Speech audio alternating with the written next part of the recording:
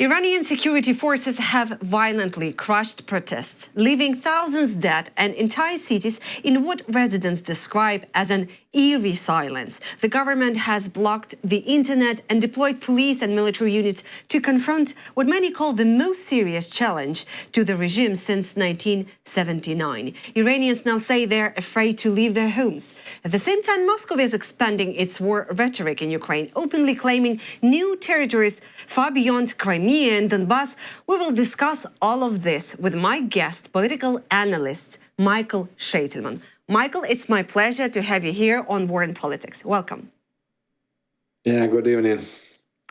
So, Michael, talking about Iran, has Iran crossed that line from protest to already a revolution? It doesn't look like a revolution generally. It looked like some protests which were really inspired by from somewhere abroad. I'm not sure. I'm not Iranist. I'm not the specialist in Farsi, for example. But it looks like the continuation of the war between Israel and Iran, which started in previous year, which was ended during just 12 days. But the main goal of this war was not achieved, to change the regime. And Prime Minister of Israel, Benjamin Netanyahu, last year said that we have two goals: this to stop the nuclear program and missile program, and to change the regime in Iran. And when they stopped, they did not change that. And obviously, President Trump also claimed to change the regime in Iran. So everybody from abroad claimed changing the regime in Iran. So it more looks like, intervention, non-formal intervention without any troops, but ideological intervention. And the best marker is the claim by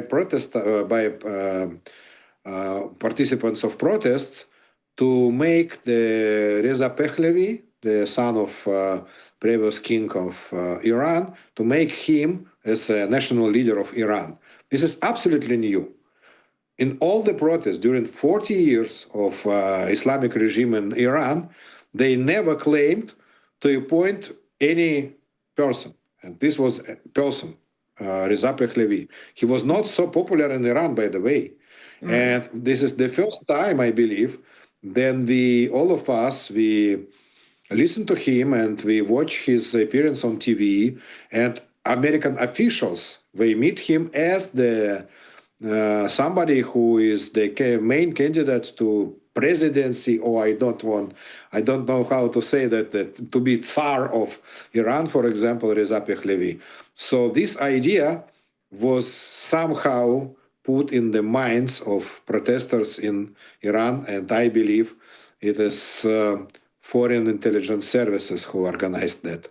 So this is not generally a revolution. A revolution, right.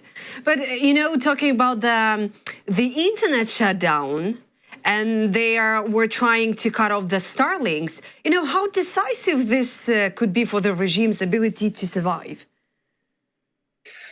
Yes, not only, you mentioned only one measure against protesters, but they have a lot of measures and different dimension. You also should stop the information. When you suppress the protests, you should stop the information exchange between the protesters, and this is very important. And we could see that, for example, from a lot of previous revolutions in Belarus, for example, 2020, when Lukashenko's regime, we did not succeed to stop the information exchange because of Telegram social network, so they did not succeed to stop that.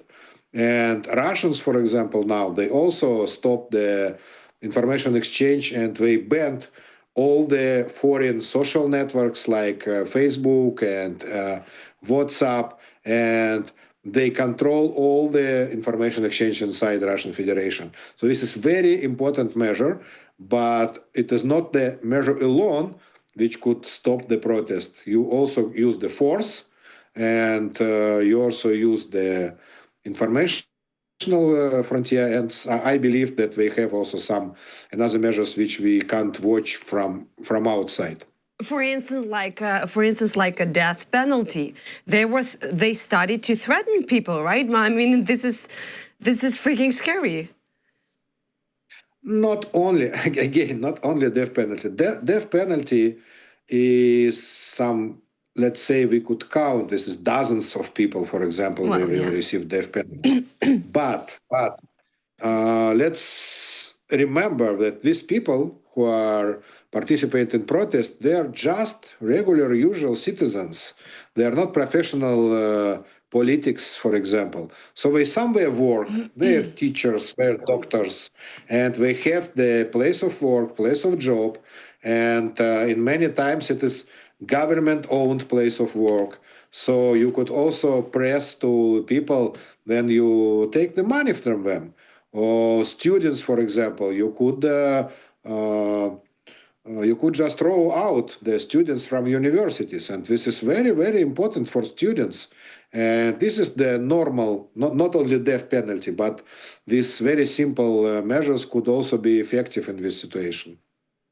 I was reading that Russia actively and massively supporting Iranian regime right now. So can Russia realistically keep the Iranian regime afloat through indirect support alone? You know, when we speak about support by money, for example, or by weapons, so the answer is not, because this is Iran is supplier of weapon to Russian Federation, not Russian Federation is supplier of weapon mostly. And just yesterday, we published the statistics that during the war between Russia and Ukraine, Iran supplied something like about weapon for $5 billion to Russian Federation. So this is huge. I believe this is the supplier number one or number two. I don't know who is more, North Korea or Iran, the suppliers of weapon to Russian Federation.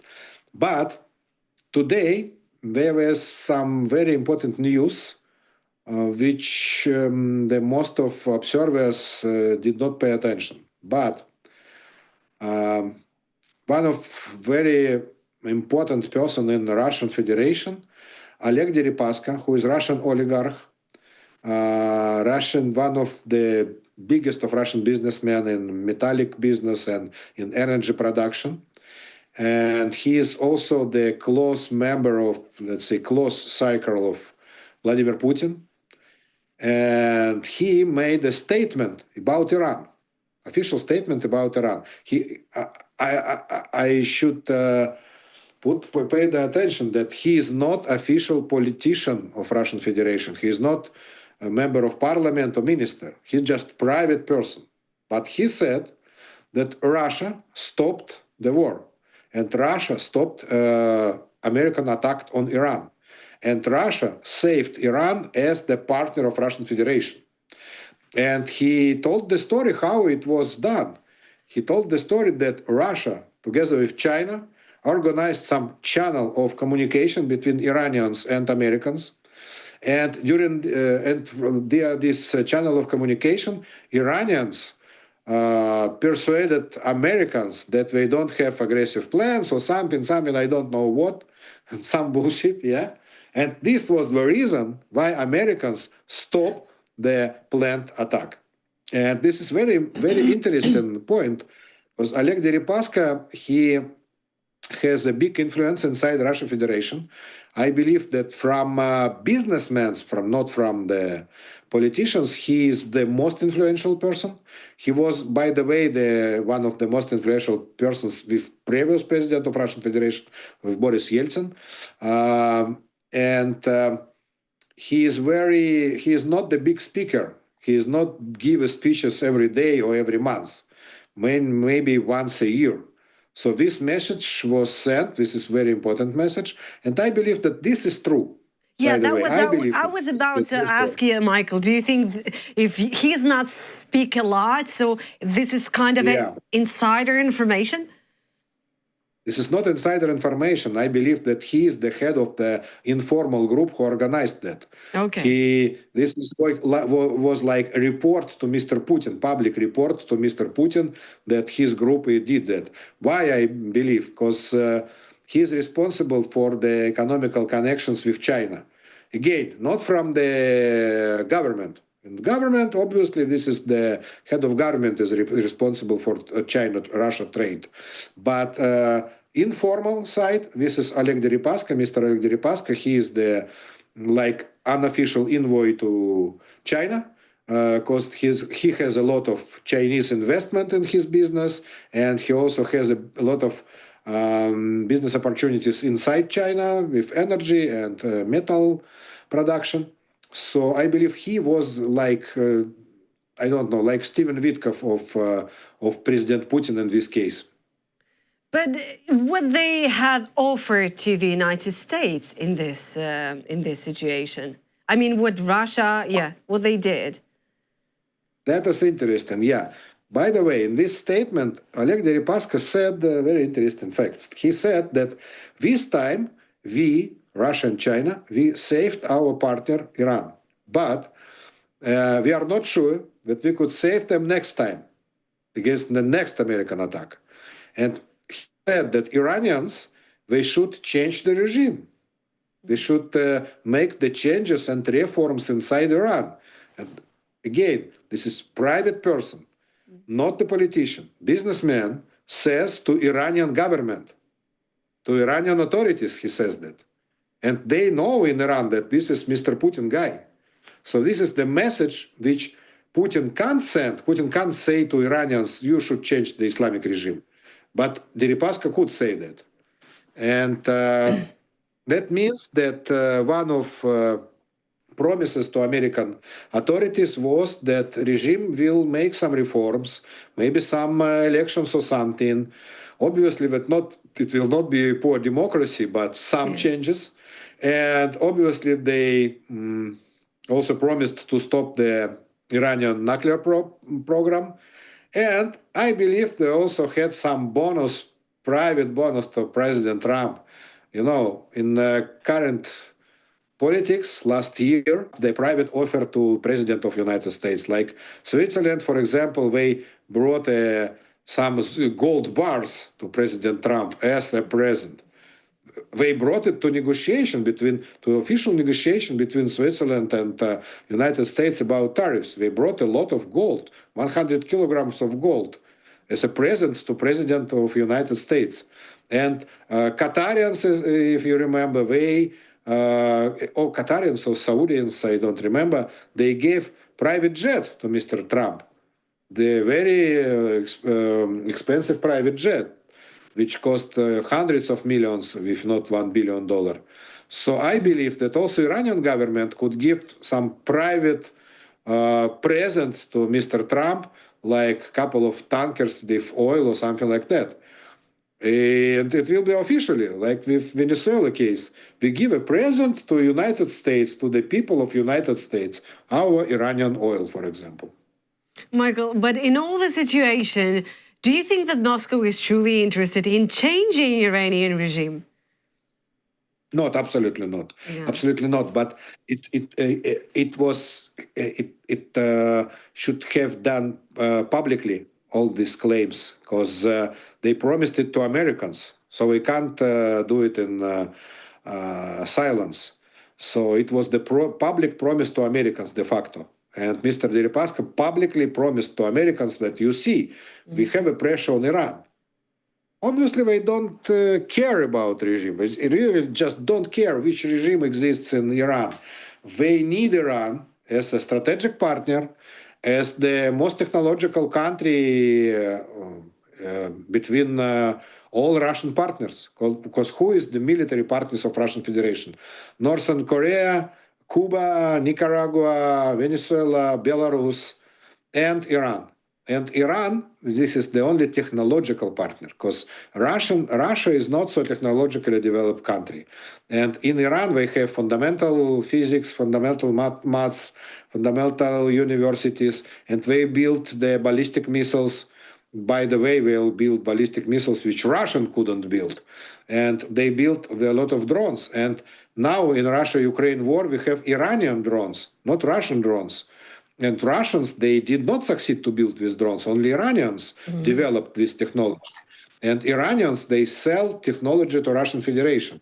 So this is very, very important partner for Russian Federation. Yeah, I see how Moscow is desperately fighting for their allies.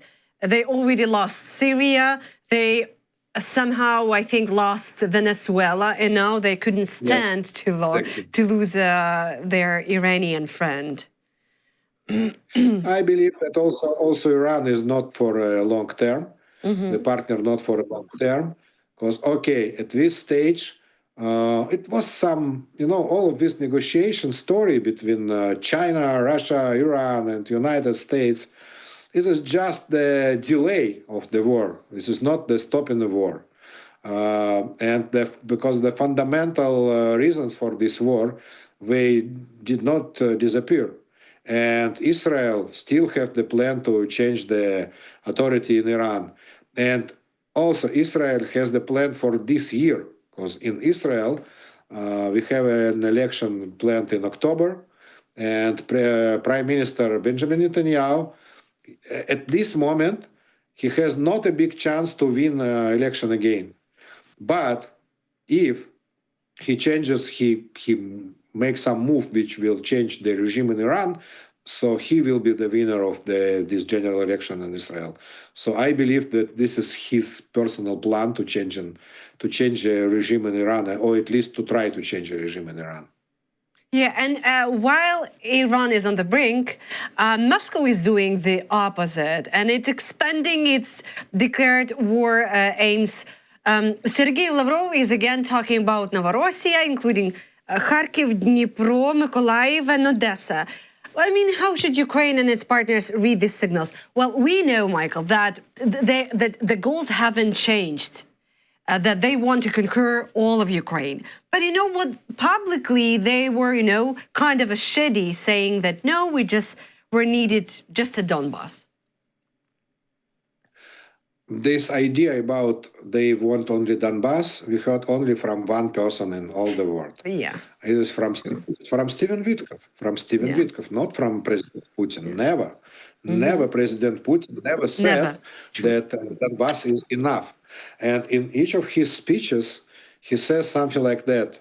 We are ready to stop the war if Ukrainian army withdraw from their positions on front line. That's it. He never said in Donbass, he never said in Novorossiya. Ukrainian army withdraws from all the position, it means. From all the position, it means from all the Ukraine. From all the Ukraine. And Ukrainian army should, I don't know, destroy yourself, yeah, something like that. So nobody from Russian officials never said that they are ready to stop a war if Ukraine, for example, withdraw from Donbass region.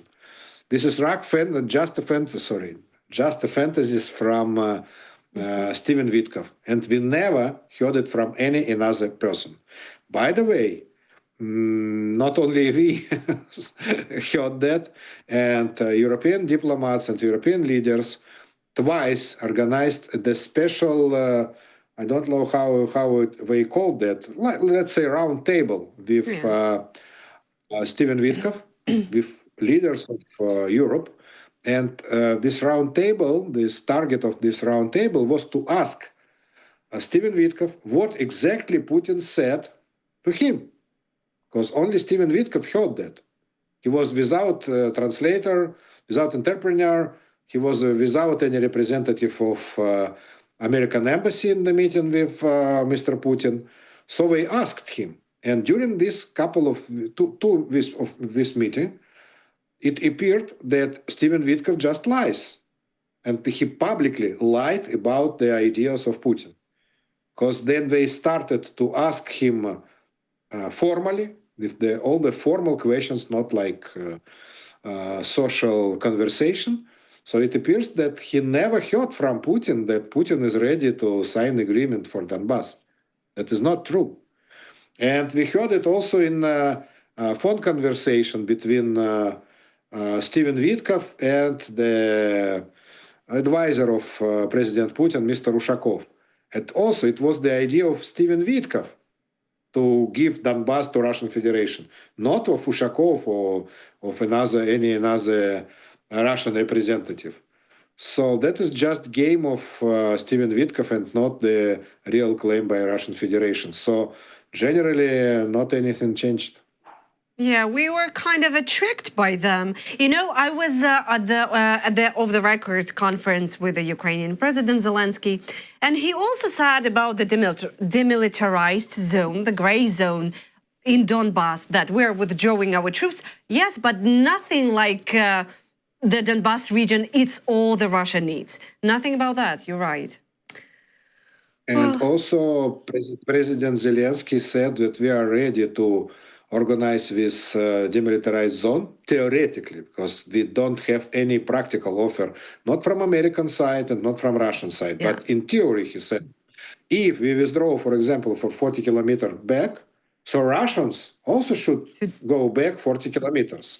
And it means that they should withdraw their troops from all the cities they captured during the war, from Avdiivka and Pokrovsk and Bakhmut also, because it is in range of 50 or 40 kilometers from the front line, and maybe from Donetsk also, if we want demilitarized zone.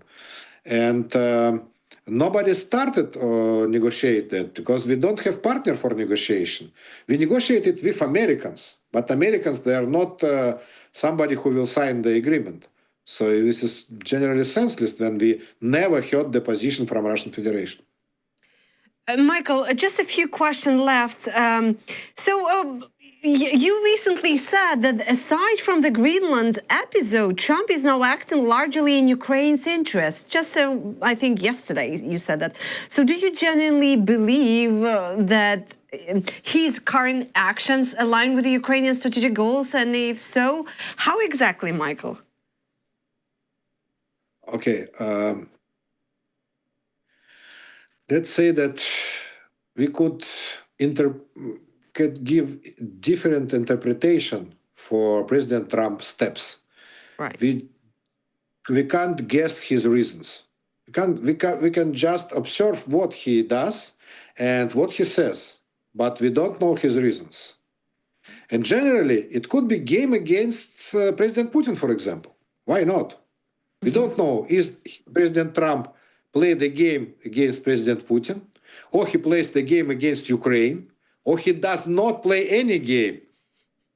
And we should literally listen to him and to understand that literally today he is sure that Ukraine is responsible for not stopping the war, for example. And we don't have the direct answer. I don't believe that we have an answer. And during a year of his presidency, by the way, next week, it will be a year of his presidency. We couldn't understand what is his plan about Russian Federation. No, really, we couldn't understand what is his plan to stop the war. And if, I believe from my experience, if during a year when you work with some person, you don't know what is his plan, that means that the plan does not exist. Yeah, as lots of analysts in Ukraine, they're saying, if you know what's gonna be, if people are telling you that they know what's gonna be the next move of American President Trump, they are lying. Nobody knows. Nobody knows. Just the last one. What do you think about visa suspensions for Russian citizens in the United States? Something serious or not for Russians? You know, this move, it was not the move against Russian Federation. No, against dozens of against dozens of countries. Yeah. And this is this is not Trump decision. This is Trump policy, but not the Trump decision. There is a difference. There is a Trump policy to stop people arriving from a lot of countries and from all the, let's say, countries from developed world or countries of third world, how they call that, African states, Russian Federation or Iran or something. And I believe that all the moves, they were decided inside the State Department, and the list was prepared in State Department, but not connected to our war. This is connected to the number of people who arrive, number of people who stay illegally inside United States, for example, or which percentage of people who arrive from which country stay illegally. So in this case, if this percentage is high, so your country is included in this list. So first of all, it is not connected to our war, but it is good news anyway, because all the things which is bad to Russian Federation is good for us. And why it is good for us? Because Russians who arrive to America, they come to study at university, for example, or to make the business, and we bring something to Russia. We bring new technologies, new knowledge, and we should stop Russia from receiving any knowledge. And this is very important that new Russians will not start study at American universities. Absolutely. Let it be the first step. Michael, thank you so much for this late night talk, and hope to see you again next week. Thank you. Sure, absolutely. Yeah, thank you. Bye. Yeah, bye.